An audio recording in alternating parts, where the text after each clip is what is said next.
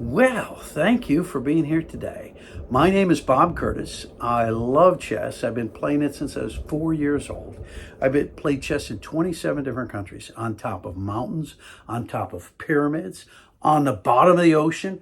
Now, you may say you can't play chess on the bottom of the ocean, but then I want to ask you, who do you think that is playing chess on the bottom of the ocean? Thank you very much. That would be me. And in your lifetime, you are going to play chess in way cooler places than I've done. There's so many great reasons to play chess. Ben Franklin was the first person in the U.S. to write something about chess. It's called, he wrote an article called The Morals of Chess. And really what it is, I paraphrased it, and it's really the benefits of chess. And when you read this as an individual, as a parent, you're going to say, wow, there are great reasons to play this game. Perseverance, foresight, planning ahead. It's such a wonderful, wonderful lifetime game. And it is the most international board game in the world. And so that's very, very exciting to me. Now, you might say, boy, it seems so hard. It's not really that hard at all. You may say, I need a library full of chess books. You don't need a library full of chess books, although I have a small library myself. But even if you don't know how to play, I have a single sheet of paper. And it's just 1 8.5 by 11. And I know you're smart enough. You learn this, and you will win 80% of the social games you play the rest of your life. And that's where we get into life lessons. And that's what I really like about Ben. He was very big into perseverance, right? Nobody said life was going to be fair. You'll see in TV shows, and you'll have other people, oh, I resign. Oh, I quit. What you're really doing is quitting. So the reality is life is not always fair. We do run into challenges. We do run into problems, but your character shows up in how you deal with those. So building perseverance, which is one of the things Ben really emphasized, never, ever, ever give up. Hey, we've had a few other people say that too, like Winston Churchill and other great historians. So all of my students, I have tournament directors who say, I know your students, and I'll say, why is that? There are a few reasons, but one of them, they will never give up. And yet, there have been many games I should have lost that I still won because I did not give up. And there are even other games I've gotten a stalemate. That means you get a tie that I really should have lost. So it's fun to stay in the game. We say necessity is the mother of invention. What does that mean? That means when we get into trouble, sometimes we have to dig deep and we find some brilliancies. We find some unusual ways to get out of trouble.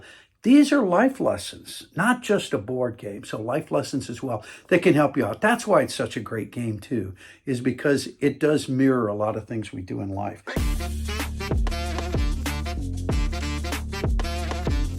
Now, I have 10 simple rules, and they are so simple. As long as you have 10 fingers, you're going to do just great. So my first rule is number one, to have fun. Now, those other details, we aren't going to worry about that.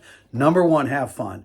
I teach at a collegiate level, but when I teach in elementary school, I say, what's my number one rule? To have fun. That's right, you better have fun. If you're not having fun, let's find something else that we enjoy doing. But chess for me is a lifetime of fun, and I've really had a great time with it. Number one, have fun. Number two, develop. Develop, develop, develop. You're going to hear a lot of that.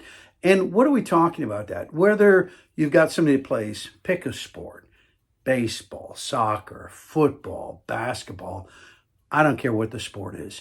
Where is the number one place you don't want to be if you're on the team?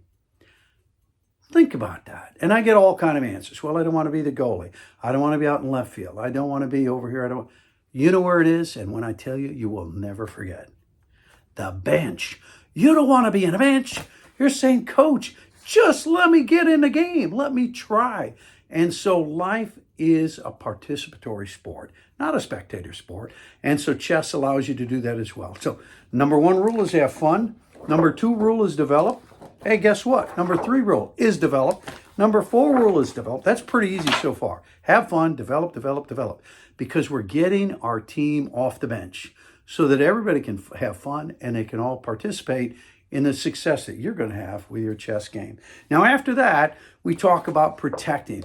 Even if you don't know the pieces yet, I'll tell you this. The king, that big guy right behind me, usually has a cross on his head, on the top of his head, right? The king, wow, the whole game centers around the king. But guess what? It's the weakest piece on the board. So think about this. This would be like your great, great, great, great, great, great grandfather if he were still around. He'd really be smart, but he couldn't get around so good, right? So although the game centers around the king, it is the weakest piece. So number one, have fun. Two, develop, getting everybody off the bench and working for you, right? But then we get into protect. Don't worry about these things underneath.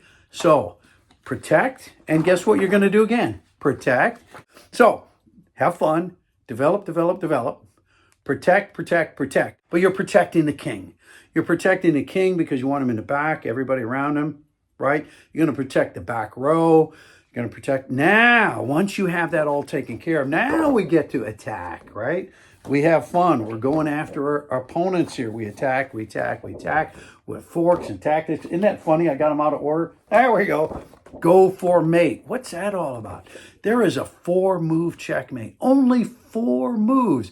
And I win hundreds of games with this strategy every single year. And you are going to win a lot of games within your entire lifetime. I imagine at least 100 games if you enjoy playing the game. So I will teach you that strategy. It's called Scholar's Mate. There is a faster checkmate called Fool's Mate. We aren't going to spend a lot of time on that because it's kind of ridiculous. But the 4-move mate, Scholar's Mate, it happens all the time, and not just in a social environment, even in tournaments. Almost every tournament I've gone to in the beginner section, somebody has fallen for Scholar's Mate. I almost said Fool's Mate, not Fool's Mate. They've fallen for Scholar's Mate. And even I, my gosh, in a tournament at a higher level, I got checkmated in less than 10 moves. That was embarrassing for me because I'd been playing for decades, and I don't think I lost a game in less than 10 moves since I was under 10. But it happens to everybody. The number one thing is have fun and have a good time.